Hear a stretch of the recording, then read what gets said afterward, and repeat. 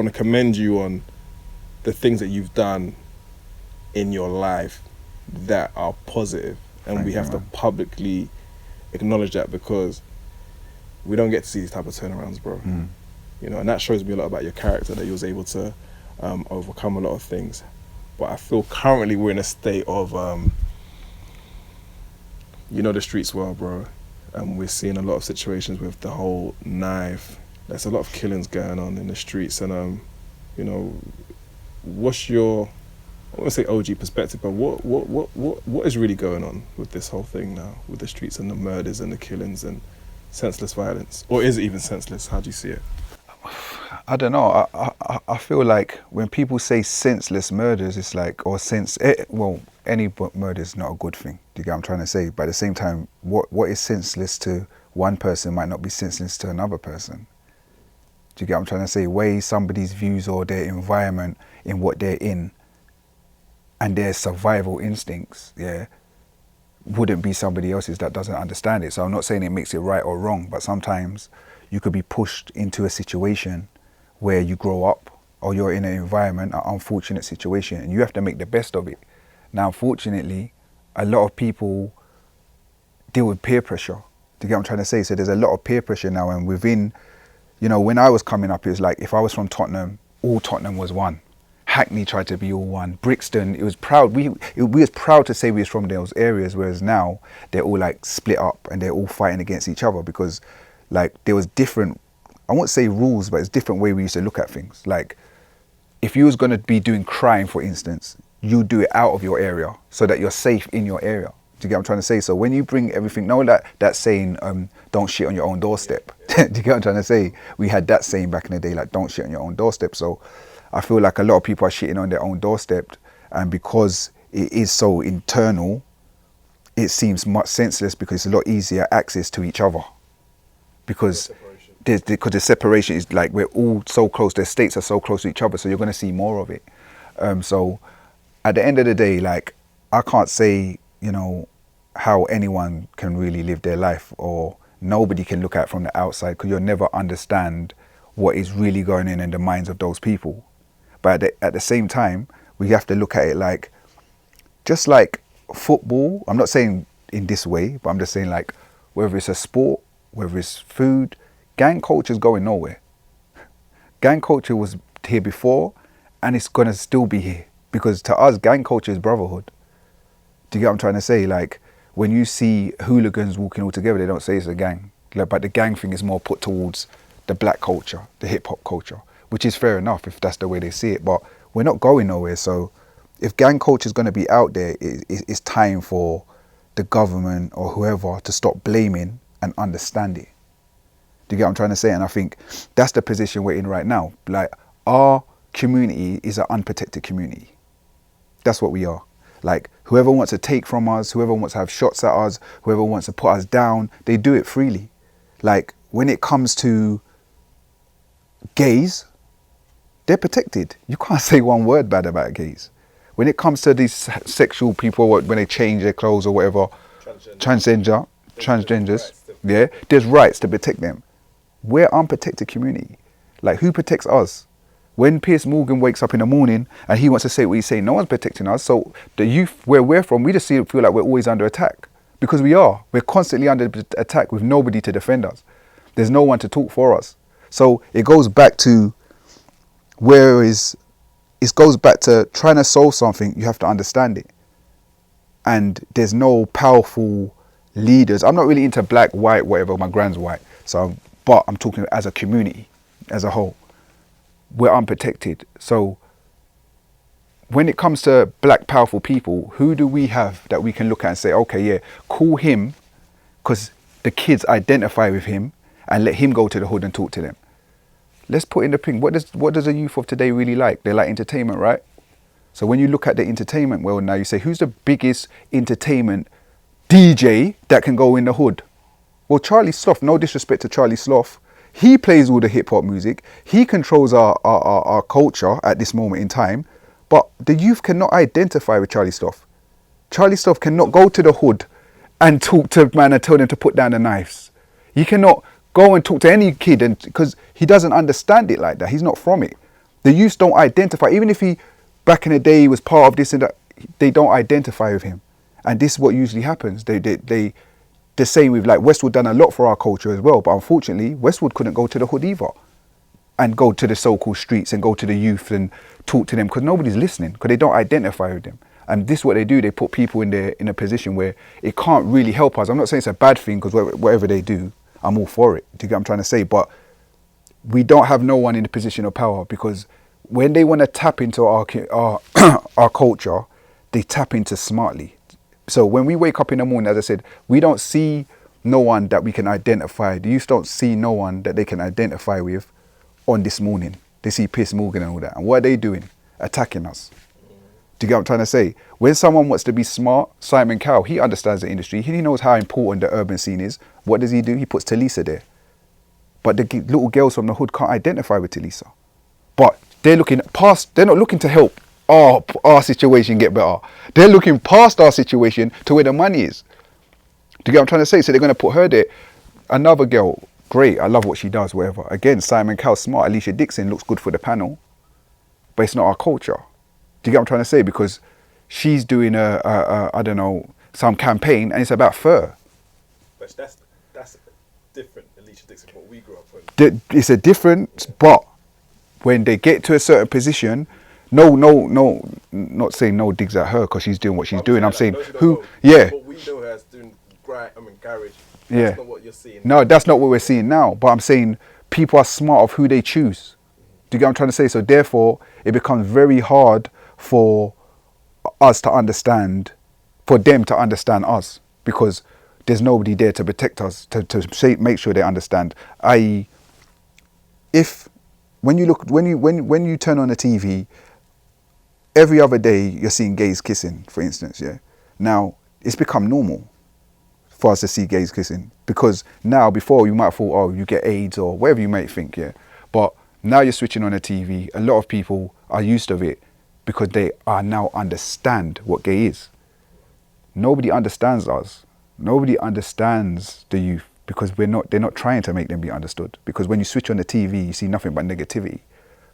You don't see nothing you don't see a series, a soap, or anything to do with, you know, our culture or some laughing or nothing. It's just negativity. So when you're getting bashed every day by all these great big people everywhere you look as a kid, like, what hope do you have? Like, what hope makes you want to get up in the morning and feel like, yeah, I can be BBC DJ and I come from a gang. I can be this, I can be that. Where is that person for us to look at? Where is the person?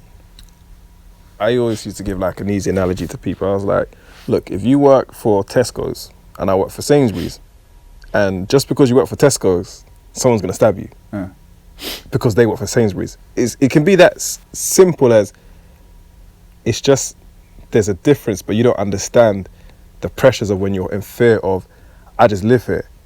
Do you understand? Like, I just live here, Yeah, and that's, yeah. It's inherited. Some of the things are inherited, whereas like, Yes and no, because like sometimes, yeah, it is just like a mistaken identity and stuff like that. But more than likely, the person was some way involved with the gang. They were rather affiliated to the gang. They were rather seen out in the clubs with them another time in the gang, and there's some affiliation. Do you get what I'm trying to say? And at times now, it just seems like everybody don't really have a target or whatever they're going after, so they're just going all at each other. And the more the press and the more publicity that we give it, the more whatever the opposite side of that gang is wants to prove to get the ratings also. So if somebody just shot someone in that area, now that area wants to be getting the press and the hypes, and now they're going to go and try and do something back even more louder. But now they're doing it all on Snapchat, doing it more now on Instagram. So it becomes more pressure for someone that they have to retaliate and do something back. Do you get what I'm trying to say? So I don't know, I think there's no good always talking about youth centres or this and that. We need money. Like, we need money. We need opportunity. If you line up 10 main gang members right now today, yeah, and you ask them, did they want to be in a gang, and you had the opportunity for them to make them not be in a gang, probably 9 of them will take it. They don't have no other way. There's no other opportunity. People are like, yeah, but why don't you just go and get a job? It's not as easy as that. So at the end of the day, we need money, we need opportunity, yeah, and they need guidance. Do you get what I'm trying to say? So people that these other brands, or whether it's a record label, whoever it may be, the people they're employing, they again do not identify with the people in the streets. But there's people like ourselves or other artists that are now big, that have had that relevancy in the streets. They don't want to give him the big record deal. Give him the money to go and be able to go and sign the kids in the street to give them hope. And then they can see, okay, this is possible now. I can own my own label. They're not going to do that. They're going to want to say, oh, we'll go and find the artist, and if you sign him to ours, and then there's always some control thing. Do you get what I'm trying to say? So I just think that it's going to take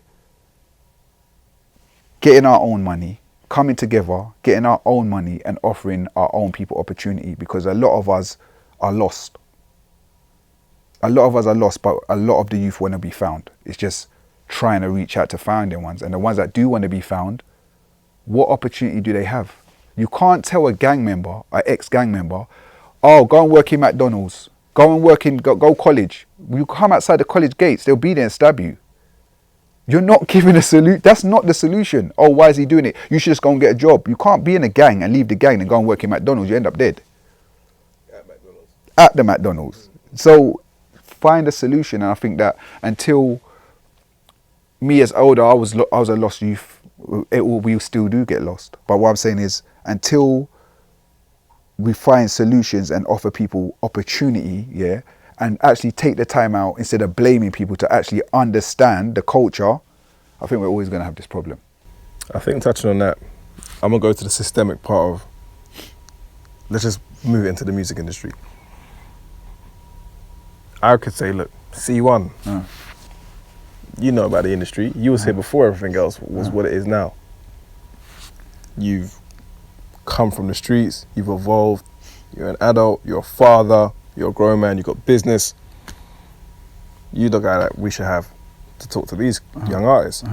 As opposed to of like, oh, you've got a lot of Instagram followers, you just are around at the events. Yeah. You don't have any idea, but we're gonna empower you and we're gonna find a 45 grand job for you at, let's say, 23. And there you go. And we want you to now start picking what is relevant for the culture, but you're not of the culture. You're not even from the environment. That's the thing where I'm more passionate about, because that's the obvious one that we can see. It's obvious to you, to us to see, but it's obviously a reason why they're not doing it. This is what you got to understand, because everything is calculated. What do you think the reason is, if you want to express it? I think they fear. They're scared of allowing someone like myself, or other certain guys that are switched on here, because they know the power the change that will happen. And once the change has happened, it's very much it's going to be hard to take it back from us. Because once they pass us that ball, yeah, we're talking about survival. We're going to run, and we're not going to stop running once they pass that ball over. And they know that. So the people that they try and put in power are usually, or give that position to, are guys that don't know a lot about it, yeah, might talk well, yeah, but they know they do not have the ability to grow and take a movement on without them. Because you got to understand, this is all about control. So with myself trying to make the transition, I make better transition and do bigger deals out of this country, because here they want to hold me in one place, and they want you to come from where I come from and dumb myself down to be able to work for them. That's not going to happen. So again, I sit down with labels all the time. They know what I'm capable of. They know what Mega Man's capable of. They know there's a lot of other people that we could go on all day that they should just give a big money to and a label to.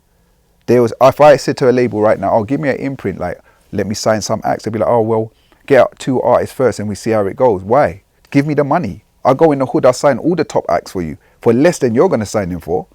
And I'll build them, and they'll be protected, and they will have vision, because man will be able to mentor them and make them understand that it's not worth it. They're not interested in that. So you've got to see that they choose the right people that they can control. That why does the person that's the top A&R, why does he have to have gone uni and done work experience in your building? Why can't he be the guy from the block? I don't get it. Why? Because you don't want to take the chance. So if corporates ain't taking a chance, Nike won't take the chance, record label won't take the chance, what chance have we got? Nobody's willing to take that chance and invest their money in us, and that's why we're unprotected culture. They're not interested in taking risk with us, and that's why they don't know how to solve the problem, because they don't want to spend on us. They don't want to give the money. They don't want to give opportunity. They prefer to still stay in 19. I don't know when it become off that. When you do crime, say for instance, you get probation, or say for instance, you get community service. So you're making a youth sweep the floor or paint the building for free.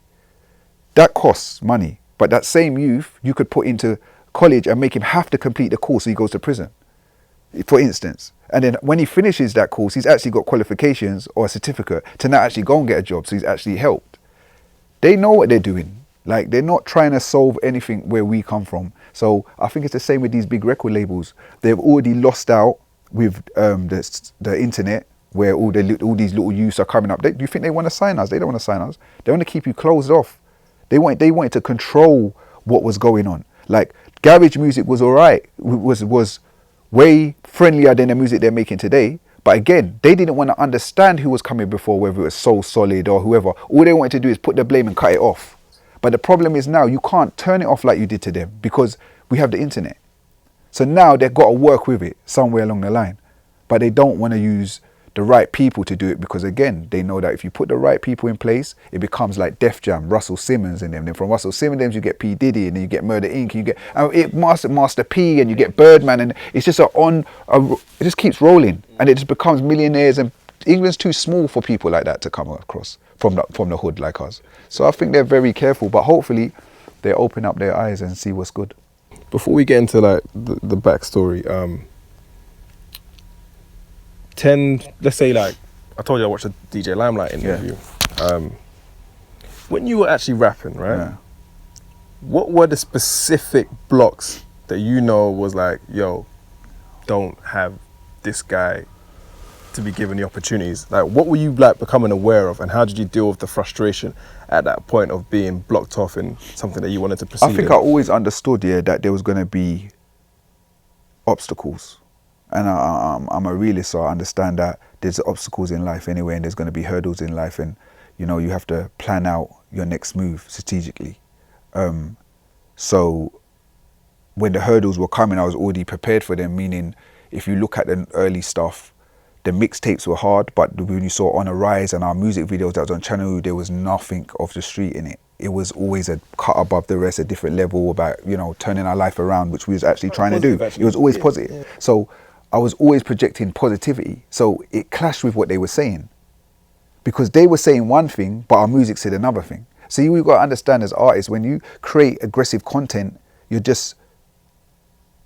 acting the way they're explaining that you act. Do you get what I'm trying to say? They want you to act like that. With aggressive content, people are scared of you anyway. So when they go in and play their music and say, this guy's coming in your venue, they want to lock you off. But for us, we was the first of it. So when we was going to get record deals and stuff, they used to do a CRB check. Is that what it's called? Yeah, and we never got signed because of it. Do you know what I mean? But we knew that there was intelligence behind us. Do you know what I mean? We already saw what they did to Soul Solid and shut them down. And they were just used millionaires, first millionaires I've ever seen come from the hood that was doing well for them to better their life. The government shut them down. The people did not want to hear them no more. The government shut them down. So I was already aware of the obstacles were coming, because when I was going to places, the police were already going there and telling them not to let me in the venue. Do you know what I mean? When I was going to other places, they already had my pictures on the wall to say not let me in. But when you know how to conduct yourself, I built relationships with these club owners. I built relationships where they knew me on a personal level, and they knew, now this kid's a good kid. He's got big dreams. He just wants to be somebody. He's not coming to cause trouble. So I always kind of counteracted what they was doing, but the obstacles were always there. Just as a black man, the obstacles are there. But also how you carry yourself takes you a long way. Manners takes you around the world. You get what I'm trying to say? Conducting yourself properly, and manners will take you around the world. So I knew that there was going to be obstacles. It was frustrating. They used to lock off our shows. They didn't want us to go into the award shows. They didn't want me to go nowhere, basically. Do you know what I mean? So what do? Do I cry and give up and then go back to the street and continue doing what I was doing? Because that's what they want. That's their plan. Like, you know what? We don't believe now. They must be even more hard for them to believe it, because like back then it's like, we don't believe that someone can come from where you come from and rehabilitate yourself.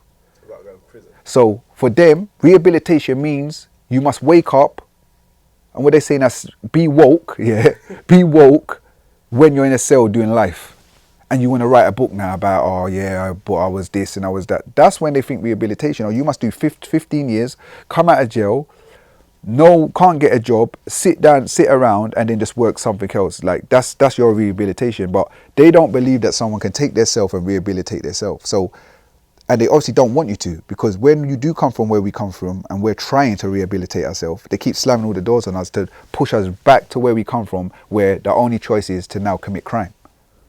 So the obstacles were always there. They was always there, and it was a lot. What I see artists getting away with now, jeez, they're lucky. They're so lucky. They're getting signed on the back of saying that they're poking, man, and they're doing all this type of stuff. Like, they're actually getting signed. Do you know what I mean? You actually can put on shows now. A lot of artists are doing shows. We couldn't do no show. So I don't think they understand what was before them, the struggle that we had to go through, so that they're now at this position. But the only luck that they've had is that they've got the internet. Whereas radio, the police will stop us from getting played on radio. They say that we can't play us. Police will get involved at active. Active everywhere. Everywhere we went, police was there. These guys, you can't play them. They're bad. They're this, they're that. If you have them in your venue, someone in the public, they just try to force our hand to go back to crime, so that basically it's just another wasted soul. Do you know what I mean? So the obstacles were always there, man. They were heavy on us, and maybe some of our unfortunate circumstances from young didn't help that.